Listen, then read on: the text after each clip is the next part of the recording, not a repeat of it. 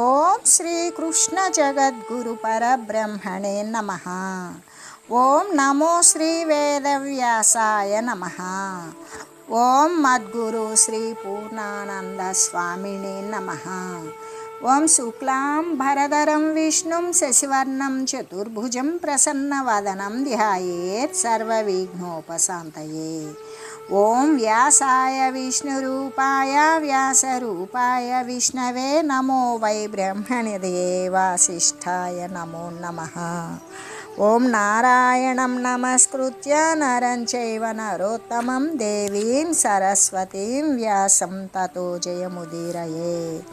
శ్రీ భగవద్గీత గుణత్రయ విభాగ యోగము. అయితే ప్రతి జీవి కూడా శరీరాన్ని ధరించినటువంటి వాడు సుఖాన్నే కోరుతాడు కానీ దుఃఖాన్ని కోరడు కదా.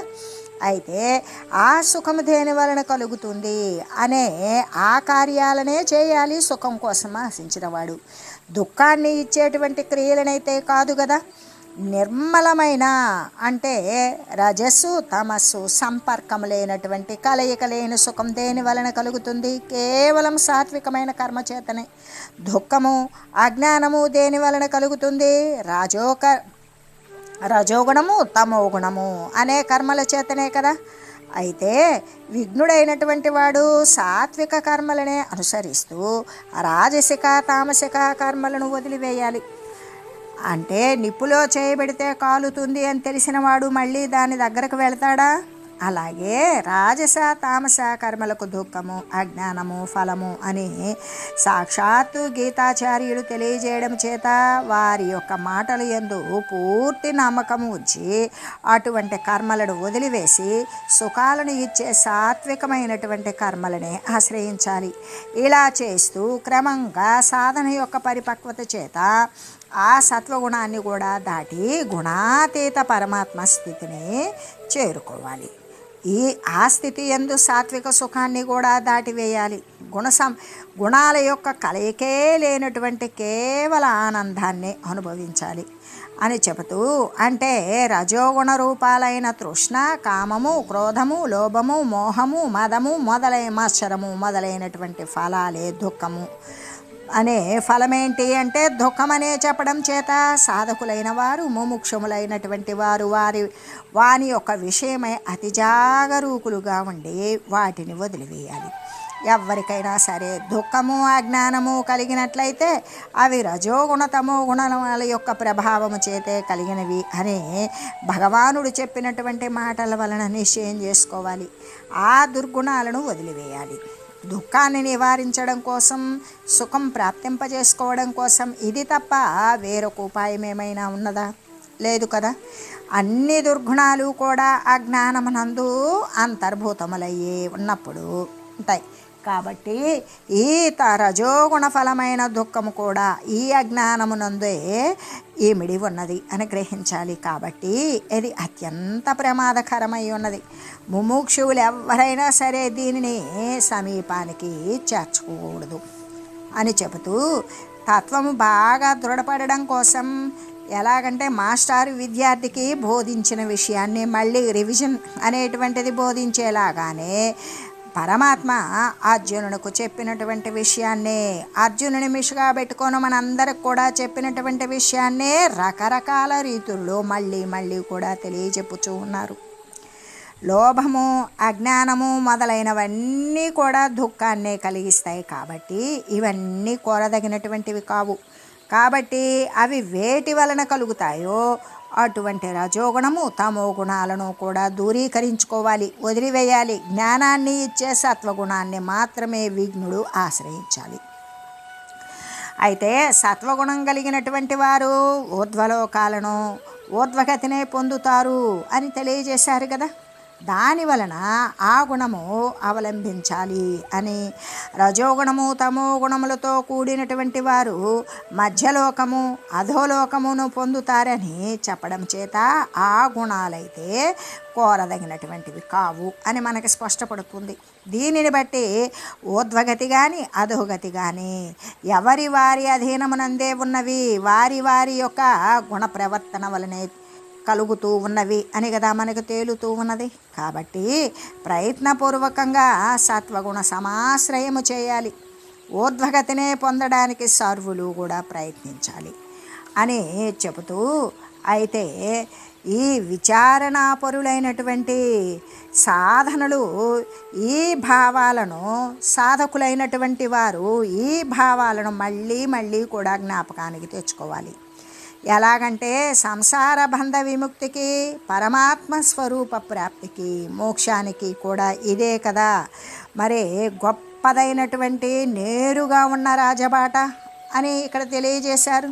జీవుడు చేసేటువంటి సమస్త కర్మలకు ఈ యొక్క సత్వగుణము, రజోగుణము, తమో గుణాలే కర్త అయి ఉన్నాయి. అంటే ఈ 3 గుణాలతో కూడినటువంటి మనస్సే కర్త. ఆ 3 గుణాలే, ఆ మనస్సే ఆ ఇంద్రియాదుల చేత కర్మలను చేయిస్తూ ఉన్నది.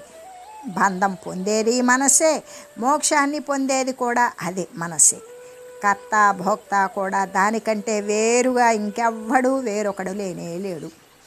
ఆత్మ మాత్రం సాక్షిగా వర్తిస్తూ ఉన్నది. కాబట్టి వివేకము చేత జీవుడు తాను వాస్తవానికి గుణముల కంటే కూడా వేరుగా ఉన్నాడని, గుణాలకు దేహేంద్రియాదులకు సాక్షియగు ఆత్మయే తానని, కాబట్టి ఆయా కర్మలకు తాను కర్త కాదని ఎప్పుడు తెలుసుకుంటాడో అప్పుడే అతడు ద్రష్టగా, దృక్స్వరూపుడుగా శేషించి అదే మిగిలి ఉండి పరమాత్మ రూపాన్ని పొందుతూ ఉన్నాడు అని కదా ఇక్కడ చెప్పబడింది.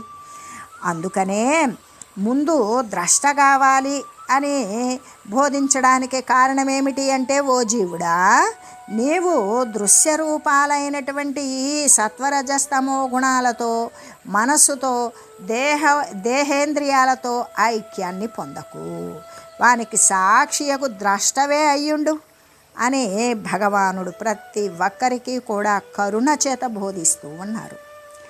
అంటే ఈ నాటకమందు మనస్సు ఇంకా త్రిగుణాలే కర్త. తాను నాటకమందు దీపములాగానే వాని యందు క్రియలకు సాక్షి అయి వర్తిస్తూ ఉన్నాడు. దీపం ఉన్నది, దీపం వెలుగులో నాటకం జరుగుతూ ఉన్నది. కానీ ఈ పాత్ర వచ్చి ఇలా పోషించాలి, ఈ పాత్రని వీడే ధరించాలి అని ఆ ప్రకాశ స్వరూపం చెప్తుందా? లేదు.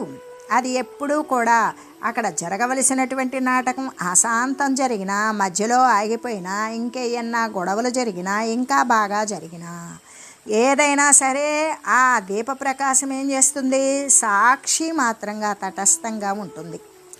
అలాంటిదే ఈ క్రియలకు ఈ విధంగా ఈ జగత్తు యొక్క నాటకమందు మనస్సు త్రిగుణాలే కర్త కాబట్టి తాను నాటకమందు దీపంలాగానే అన్ని క్రియలకు సాక్షి అయి వర్తిస్తూ ఉన్నాడు భగవానుడు అని చెబుతూ తాను గుణాలకి ఇతరమై వెలయుచూ ఉన్నాడు. సినిమా ఉన్నది, ఇప్పుడు చలనచిత్రం ఉన్నది, దాని యందు ఏమున్నది? అధిష్టానమైనటువంటి తెరగుడ్డ ఉన్నది. ఆ తెరగుడ్డలాగానే అన్నిటికీ కూడా ఆధారభూతుడై సుఖానికి దుఃఖానికి కూడా పరుడై దేనికి అంటకుండా వెలసిల్లుచూ ఉన్నాడు. ఇదే కదా పరమసత్యము. ప్రపంచంలోని సమస్త దుఃఖాలకు కూడా కారణమేమిటి అంటే ఈ గుణాల యందు మమేకం అవడమే, ఈ సత్వరజస్తమో గుణాల యందు తాదాత్మ్యాన్ని చెందడమే.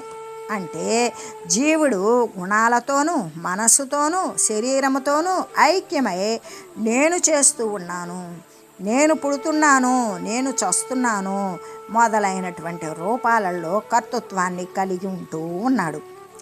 బంధానికి కారణము ఈ కర్తృత్వమే కదా అయ్యున్నది. దానిని వదలగొట్టినటువంటి మరుక్షణమే జీవుడు భగవత్ స్వరూపాన్ని పొందుతూ ఉన్నాడు అని శ్రీకృష్ణ పరమాత్మ పలుకుచున్నారు. మద్భావం శోధిగచ్చతి అని తెలియజేశారు కదా. దాని వలన ఏ జీవుడైతే క్రియలన్నింటికీ గుణాలే కర్త అని తాను వాస్తవానికి కూడా ఆ గుణాల కంటే వేరుగా ఉన్నాడు అని తెలుసుకుంటాడో అతడు ఎవడైనప్పటికీ కూడా, ఏ జాతికి చెందినప్పటికీ కూడా, స్త్రీ అయినా పురుషుడైనా కూడా ఆ క్షణమునే భగవానుని స్వరూపాన్ని తప్పకుండా పొందుతాడు అని కదా మనకు స్పష్టమవుతూ ఉన్నది. కాబట్టి జీవుడు శివుడవడానికి, నరుడు నారాయణుని యొక్క స్థితిని చెందడానికి, జనుడు జనార్దనుడు అవడానికి ఇది చక్కటి ఉపాయమే అయి ఉన్నది కదా. మోక్షము చెందటానికి ఇది చక్కని బాట. ఇంకా జీవుడు తాను అల్పుడని, బలము లేనటువంటి దుర్బలుడని తలంచనవసరం లేదు. తాను వాస్తవానికి నిరంజనుడు అని, మనస్సాక్షి అని, గుణాలకు అతీతుడని, సాక్షాత్తు కూడా భగవత్ స్వరూపుడే అని నిశ్చయించాలి. అలా నిశ్చయించినప్పుడే ధైర్యంతో ఉంటాడు. అలా ధైర్యోపేతుడై అట్టి వివేకాన్ని పొందడానికి చేయవలసినటువంటి ప్రయత్నాన్ని స్థిరంగా తీవ్రంగా చేయాలి అని చెబుతూ, అధిగచ్చతి అనేటువంటి పదము చేత బ్రహ్మైక్యాన్ని అటువంటి వాడు తప్పకుండా పొందగలుగుతాడు అని భగవానుడు నొక్కి చెప్పినట్లే అయినది కదా. కాబట్టి ముముక్షువులైనటువంటి వారు, నిర్వాణ స్థితిని పొందాలి అనుకునేటువంటి వారు భగవంతుని యొక్క మాటలు యందు విశ్వాసాన్ని కలిగి ఉండాలి. వారిలో అంతకుముందు పేరుకుపోయి ఉన్నటువంటి పిరికితనాన్ని పారద్రోలాలి. ఈ యొక్క సత్వగుణము, రజోగుణము, తమో గుణాలను, 3 గుణాలను కూడా తెగద్రుంచి వేయాలి. గుణాలకు అతీతమైనటువంటి పరమాత్మ రూపులే అయ్యి విలసిల్లాలి అని చెబుతూ, అయితే అనుపశ్యతి అని చెప్పారు కదా. అంటే తాను కర్త కాదు అనే ఈ భావాన్ని మళ్ళీ మళ్ళీ కూడా చింతన చేసి దృఢం చేసుకోవాలి అనేటువంటి అర్థాన్ని స్ఫురింపజేస్తూ, అయితే భగవానుడు తెలిపిన ఈ సత్యాలను బహు జాగ్రత్తగా అర్థం చేసుకోవలసి ఉంటుంది. ఎలాగంటే కొందరు అవివేకులు ఇంద్రియాలు ఏమి చేసినప్పటికీ కూడా, ఏమి అనుభవించినప్పటికీ కూడా నాకేమీ సంబంధం లేదు అనే ఈ వాక్యాన్ని విపరీతంగా అర్థం చేసుకొని, ఇంద్రియాల చేత చేయకూడనటువంటి శాస్త్రములో తిరస్కరింపబడిన నిషిద్ధమైన కార్యాలకు ప్రయత్నం చేస్తారు. చేసి దుఃఖ రూపంలో సంసార గోతిలో పడిపోతూ ఉన్నారు. అటువంటి బలహీనమైనటువంటి వేదాంత వచనాలను, ఆ యొక్క అసలు దానిలో అర్థమే లేనటువంటి శుష్క వేదాంతుల మాటలను ఎవ్వరూ కూడా నమ్మకూడదు. తమో గుణము, రజోగుణాలను కూడా దాటివేసినటువంటి వాడు, లేక తనను దానికంటే వేరుగా దలంచేవాడు మళ్ళీ కూడా ఆ గుణ సంబంధాలైనటువంటి నీచ కార్యాలను యందు ఎన్నటికీ కూడా ప్రవృత్తుడు కాడు అని దృఢంగా ముమ్మాటికి కూడా తెలుసుకోవాలి. అంటే తాను చేసేటువంటి సమస్త కార్యాలకు కూడా వాస్తవంగా కర్త అంటే త్రిగుణాలు, త్రిగుణాత్మకమైనటువంటి మనస్సే కదా. మనుషుడు తాను వాస్తవంగా ఎటువంటి వాడు అంటే కర్త కానటువంటి వాడు, సర్వసాక్షి స్వరూపుడు, గుణాతీతుడు. తాను చేసేటువంటి సమస్త కార్యాలకు వాస్తవానికి కర్త త్రిగుణాలు, త్రిగుణాత్మకమైనటువంటి మనస్సని, మనుజుడు తాను వాస్తవంగా అకర్త అనే సర్వసాక్షి స్వరూపుడు, గుణాతీతుడు అని ఈ ప్రకారంగా తెలిసినందువలన ఎప్పుడూ కూడా జీవుడు తాను గుణాల కంటే వేరని, అకర్త అని తెలుసుకుంటాడో ఆ క్షణమునందే అతడు భగవత్ స్వరూపాన్ని లెస్సగా పొందుతూ ఉన్నాడు, ముక్తిని చెందుతున్నాడు. దీనిని బట్టి మోక్షానికి, భగవంతుని పట్ల ఐక్యానికి ఉపాయము ఇది అనే తేలుతూ ఉన్నది కదా. త్రిగుణాలే కర్త అని, తాను కర్త కాదని భావించి జీవుడు గుణాల కంటే కూడా వేరుగా తన గురించి ఎరగటమే కదా మోక్షానికి సంబంధించినటువంటి ఉపాయము. ఈ ప్రకారంగా గుణాలను దాటినటువంటి వాడు జననము, మరణము మొదలైన దుఃఖాల నుండి కూడా విముక్తత్వాన్ని పొందుతాడు, మోక్షాన్ని పొందుతాడు అని కదా చెబుతూ, గుణానేతానతీత్యత్రిం దేహి దేహ సముద్భవాన్ జన్మ మృత్యు జరా దుఃఖైర్విముక్తో మృతమశ్నుతే. జీవుడు దేహం యొక్క ఉత్పత్తికి కారణభూతములైనటువంటి ఈ 3 గుణాలను కూడా దాటివేస్తాడు. అలా దాటేశాడు అనుకో, అంటే జీవుడు దేహం ఉత్పత్తి కావటానికి కారణభూతములైనటువంటి సత్వరజస్తమో గుణాలను దాటివేసినట్లయితే పుట్టుక, చావు, ముసలితనము మొదలైన దుఃఖాలు అనే వాని చేత లెస్సగా విడవబడతాడు. మోక్షాన్ని అంటే మరణము లేనటువంటి, మరణం లేకపోతే పుట్టుక లేదు, పుట్టుక లేకపోతే మరణం లేదు, అలా జనన మరణ రహితమైన ఆత్మస్థితినే పొందుతూ ఉన్నాడు కదా. అందుకే గుణాన్ అని చెప్పారు. అంటే రజోగుణము తమో గుణములతో పాటు సత్వగుణాన్ని కూడా దాటి గుణాతీత స్థితి అయినటువంటి నిర్గుణ పరమాత్మను చేరాలి అనే భావమే కదా. అయితే మొట్టమొదట తమో గుణాన్ని పారద్రోలాలి, సత్వగుణాన్ని బాగా అభ్యాసం చేయాలి. ఆ తర్వాత నిస్సంకల్ప ఆత్మస్థితి యందు సత్వగుణము దానంతట అదే అతిక్రమించబడగలుగుతుంది. గుణాల వలన కలిగేటువంటి గొప్ప అపకారమేమిటో, అదే తొలగినందువలన కలిగేటువంటి గొప్ప ఉపకారమేమిటో మనకి తెలియజేయబడింది కదా. అందుకే దేహ సముద్భవాన్, దేహాలను సృష్టించుటయే వాని వలన కలిగేటువంటి దారుణమైన అపకారము.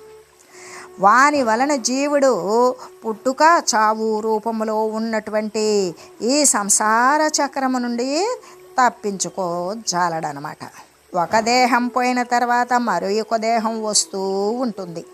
ఇప్పటికీ అలాగే ఎన్నో కోట్ల కొలది జన్మలు, శరీరాలు కూడా ఆ సత్వరజస్తమో గుణాల రూప బీజము నుండియే, మూలము నుండియే ఉద్భవించి ఉన్నవి. ఆ మూలము విచ్ఛిన్నం కాలేదనుకో, ఇంకా కూడా ఎన్నో లెక్కకు రానన్ని అగణితములైనటువంటి జన్మలు రాగలుగుతాయి అని చెబుతూ, అయితే జన్మ వచ్చిందనుకో నష్టమేమిటి అని ప్రశ్న కలగవచ్చు. ఆ నష్టమేమిటో భగవానుడే మనకి ఈ శ్లోకంలో తెలియజేశారు కదా.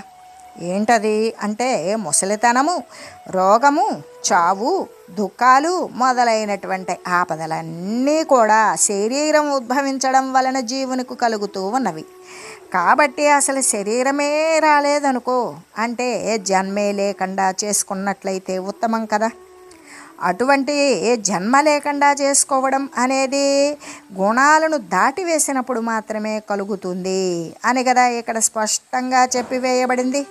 కాబట్టి మోక్షము చెందాలి అనుకునేటువంటి వారు తన యొక్క సత్ప్రయత్నాల చేత తమో గుణాన్ని, రజోగుణాన్ని కూడా తెగద్రుంచి వేయాలి, సత్వగుణాన్ని దాటివేయాలి, శాశ్వత కైవల్య పదవినే పొందాలి. అది జనన మరణ రహిత స్థితి కాబట్టి, దానిని చావు లేనిది కాబట్టి, మృతము కానిది కాబట్టి అమృతము అనే భగవానుడు ఇక్కడ తెలియజేశారు. అందుకే విముక్త అని చెప్పారు.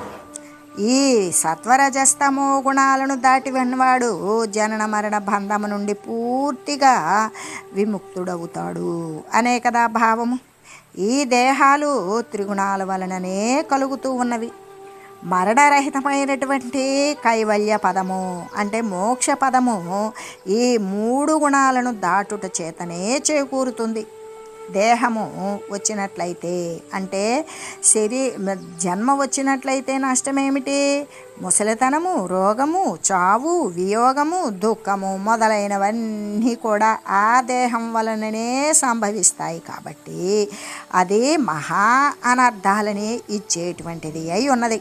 కాబట్టి దేహము లేనటువంటి జనన మరణ రహితమైనటువంటి ఆత్మస్థితినే కదా జీవుడు పొందవలసి ఉన్నది అని చెబుతూ, జనన మరణములు లేనటువంటి స్థితి అమృతం అంటే మృతము కానిది, చావు లేనిది, అదే కదా మోక్షస్థితి అని చెబుతూ, త్రిగుణాలను దాటినటువంటి వాడు, సత్వరజ తమో గుణాలను అతిక్రమించినటువంటి వాడు మోక్ష పదవిని పొందుతాడు అని శ్రీకృష్ణ భగవానుడు చెప్పగానే, అలా దాటిన వాడు ఏ ఏ లక్షణాలతో కూడి ఉంటాడు అని తెలుసుకోవాలి అని అర్జునునికి కుతూహలం కలిగింది. ఆ విషయాన్ని గురించి భగవానుణ్ణి ప్రశ్నిస్తూ ఉన్నాడు. అర్జునుడు ఇలా అడుగుతూ ఉన్నాడు, कैर्लिङ्गै स्त्रीगुणानेतानतीतो भवति प्रभो किमाचारः कथं चैतां స్త్రీగుణానతి వర్తతే. అర్జునుడు ఇలా అడుగుతూ ఉన్నాడు భగవంతుణ్ణి, ప్రభువగు ఓ కృష్ణ, ఈ సత్వరజస్తమో గుణాలు దాటినవాడు ఎటువంటి లక్షణాలతో కూడి ఉంటాడు, ఎటువంటి ప్రవర్తన కలిగి ఉంటాడు, ఇంకా కూడా ఈ 3 గుణాలను అతడు ఏ ప్రకారంగా దాటివేయగలుగుతాడు అని అడిగాడు. అంటే 3 గుణాలను దాటినటువంటి వాడు జన్మము, మృత్యువు, ముసలితనము అనే దుఃఖాల నుండి విడివడిపోయి ఈ యొక్క మృతము కానటువంటి చావు లేని మరి రానిపోని స్థితిని వదిలివేసిన మోక్షాన్ని పొందుతాడు అని అటువంటి భగవంతుని యొక్క మాటను విన్న వెంటనే అర్జునునికి ఆ గుణాలు ఎలా దాటబడతాయో, అలా దాటినవాడు ఎలా ప్రవర్తిస్తాడో, ఏ లక్షణాలు ఏ గురుతులు కలిగి ఉంటాడో తెలుసుకొనదలుచుకొని వెంటనే ఆ విషయాన్ని గురించి భగవానుని ప్రశ్నించాడు. కైర్లింగై అంటే ఏ లక్షణాల చేత ఏ గురుతుల చేత గుణాలను అతిక్రమించినటువంటి వాడు, త్రిగుణాలను వదిలివేసినటువంటి వాడు తెలియబడగలుగుతాడు అని అర్జునుడు అడగడం అనేటువంటిది చాలా సమంజసంగా కూడా ఉన్నది కదా. ఎలాగంటే కొందరు తాము చాలా క్రింద స్థితి యందు ఉన్నప్పటికీ కూడా ఈ దృశ్యవాసనలు తమకింకా కూడా నశింపకపోయినప్పటికీ కూడా తాము సిద్ధపురుషులమని, గుణాలను అతిక్రమించిన వారమని, జీవన్ముక్తులము అని చెప్పుకొని తిరుగుతూ ప్రజల్ని మోసం చేయవచ్చు. అలాగే ఉన్నారు కూడా ఇప్పుడు. ఈ గుణాలకు అతీతమైనటువంటి స్థితి కలిగిన, గుణాతీతి కలిగిన తీతుని యొక్క యథార్థమగు లక్షణాలు, గురుతులు, చిహ్నాలు తెలుసుకున్నట్లయితే ఇంకా అటువంటి స్థితికి అవకాశం లేదు కదా. పైగా అటువంటి లక్షణాలను గనక తెలిసి ఉన్నట్లయితే మనుషుడు తాను కూడా ప్రయత్నం మరింతగా గొప్పగా అతిశయము చేత, ప్రయత్నాతిశయము చేత వాటిని సాధించడానికి వీలుంటుంది. ఇవన్నీ కూడా ఆలోచన చేశాడు అర్జునుడు. సమయోచితమైనటువంటి ప్రశ్న వేశాడు. ఇదివరలో అయితే గీత ప్రారంభమునందు 2వ అధ్యాయంలో అయితే మనకి స్థిత ప్రజ్ఞస్య కా భాష అనే ఈ ప్రకారంగా ఇటువంటి ప్రశ్ననే అర్జునుడు చేసి ఉన్నాడు. మనకి ఇప్పుడు ఈ సందర్భంలో కూడా గమనించాలి.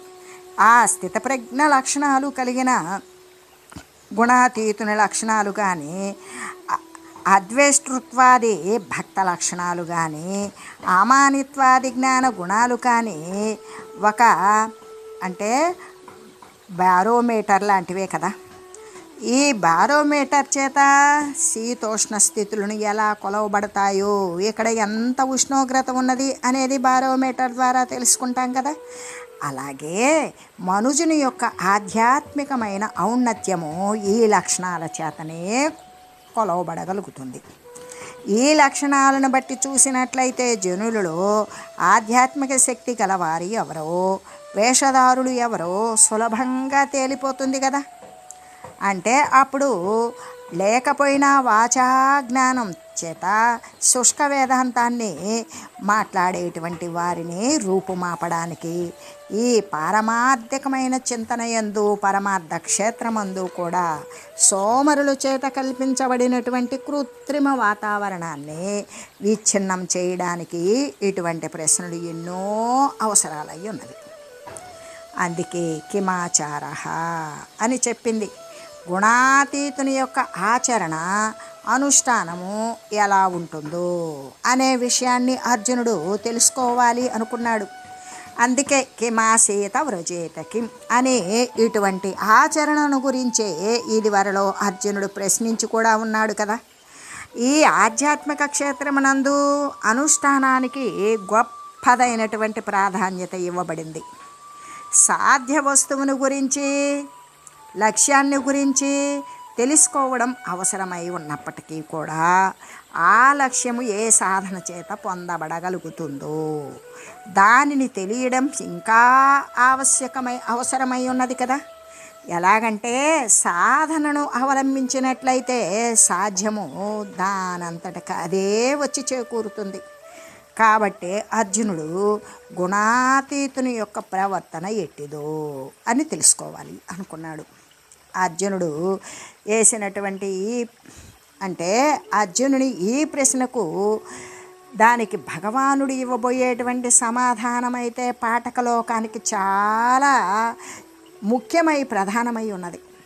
గీతలో సాధనా సంబంధమైనటువంటి ప్రముఖ ఘట్టాలలో ఇది కూడా ఒకటై ఉన్నది. కాబట్టి మోక్షము చెందాలి అనుకునేటువంటి వారందరూ కూడా గుణాతీతుని యొక్క లక్షణాలను బాగా స్మరించాలి, గమనించాలి, కార్యాన్వితం చేసుకోవాలి అని చెబుతూ అర్జునుడు భగవానుని ద్వారా ఏ ఏ విషయాలను తెలుసుకోదలంచాడు అంటే గుణాతీతుని యొక్క గుణాలను, సత్వరజస్తమో గుణాలను అతిక్రమించిన వాని యొక్క లక్షణాలు ఎలా ఉంటాయి, అతని ప్రవర్తన ఎలా ఉంటుంది అనే విషయాలను గురించి తెలుసుకోవాలి అని అనుకున్నాడు అని తెలియజేస్తూ ఓం మంగళం పావన గీతామాతా జయ మంగళం భక్తజనావని బంధ విమోచనే భవభయహారిణి భవ్యదాయిని మంగళం. ఓం మంగళం శ్రీ కురుక్షేత్ర రణక్షోణి విహారిణే పార్థసారథి రూపాయ గీతాచార్యాయ మంగళం. ఓం మంగళం మహత్.